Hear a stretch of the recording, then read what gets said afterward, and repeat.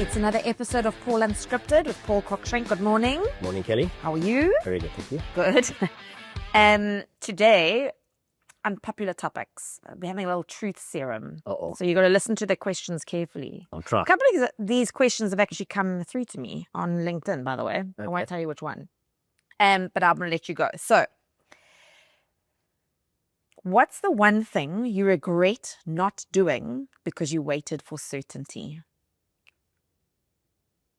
Work capacity. Work right? related. Yes. I One. can't say not having my third child or something like that. No. There's no regrets there. I can assure you of that. The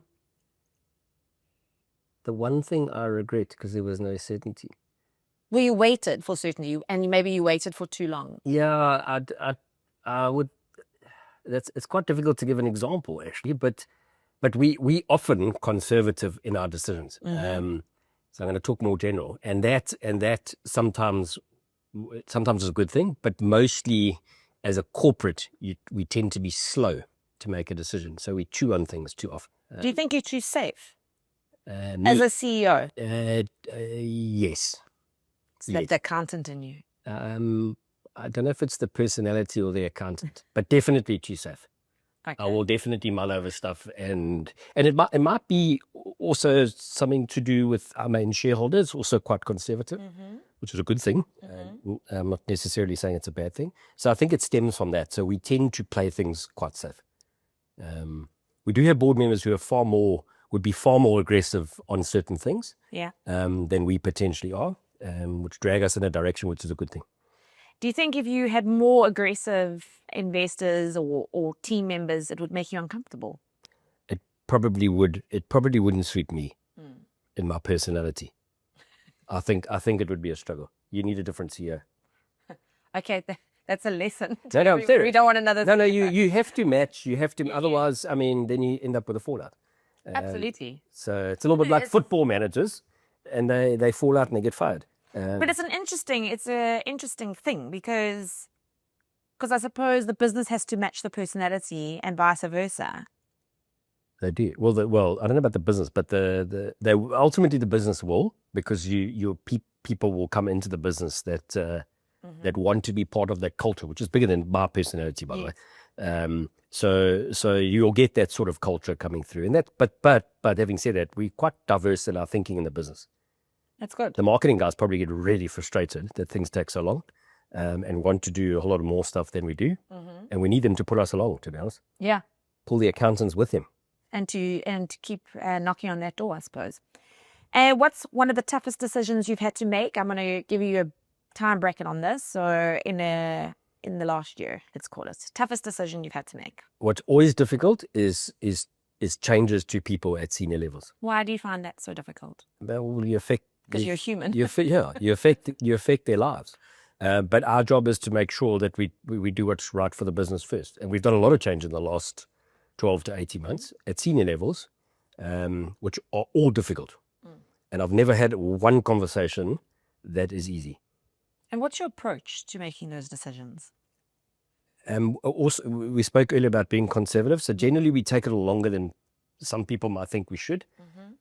But our approach is to be human and caring. It's the nature of our business. But at the same time, if we convince it's the right thing to do, sometimes it's right for the person too, by the way. Yeah. And they often won't see that in the circumstances. But we sometimes take too long. Okay. I suppose you're cautious. Yeah. Well, I think you can create disruption when you change people. So you need to be sure that as to why you want to do it, and you need to have a better plan before you do it. What's one behavior you tolerate that silently trains the business to be mediocre? I think it's my favorite topic, meetings. I do tolerate it, but it irritates the living daylights out of me in the background. And you've been quite vocal about it. I know, but people aren't changing. So it's getting irritating. Oh. Well, there's a message out there. It's definitely. irritating. We're trying, and by the way, I don't think we're perfect either. But we're also trying. We're starting to ask ourselves, do we need this meeting? Me. I saw an incredible clip the other day. I'm gonna send it to you, and I might put it on my LinkedIn around meetings being a complete sucker for time. That's what they do. And it's just a nightmare. I think most businesses share this sentiment. I don't think it's unique. It's not necessarily the meetings, the number of people in the meeting. That's the biggest thing. We tend to draw people into the meeting because we don't want to leave anyone out. And I've said this before, and we'll take the opportunity to say it again. We've got to get better at this. Paul, you're going to have to do something differently. If it's irritating you and you see it happening. Well, exactly. When we're already doing it, we're cancelling meetings if we don't need to, and we're doing things, send a document over email. But you don't only sit in exec meetings. So are you going to push as hard in other meetings? Yeah. Mine are not too bad. Yeah. It's when I walk the building that I see the meetings. But that's because you're never available, because you're in other meetings. No, I'm kidding. It's true. I know the answer to this. My next question was going to be, what would you kill immediately if you started a new business from scratch? I'm going to go with meetings. And that's after you've killed PowerPoint. You've killed it. Sorry about it. You've killed it. And I'm assuming you would kill meetings. Yes. If there was a third thing that you could kill if you were starting the business from scratch? Social media. Because it drives me nuts with my kids. Podcasting is a little bit like social media, hey? We've actually asked this before of you, but I think I want to do this for the external podcasts. What is your view on work-life balance? There's no such thing. Doesn't exist. Then how do you manage it? With difficulty. No.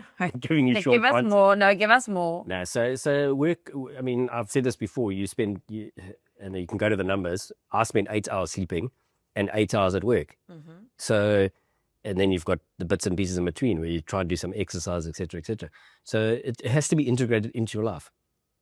And to me, there's no such thing. Work is part of your life. And so finding that balance. And life is a part of work. Yeah. And finding that balance between work and life, you've got to figure that out. But I wouldn't call it work-life balance. Work-life imbalance, maybe. No, just kidding. Making it work. You got to figure it out, and you got to make it work for you. You can't compartmentalize the two. It doesn't exist. I agree, and I think that people that do try to do that gets a little bit stuck. They get stuck quickly. Yeah. So this podcast was awkward for me because I wasn't sure how you were going to answer some of these questions, and I like to call it the Truth Serum. But well done. Thank you. Sure. Next week we're going to do a second part of it. Oh dear. Goodness. I might phone in sick. So get some 8 hours sleep with 8 hours work. I might phone in sick. Thanks so much, Paul. Cheers, Bye.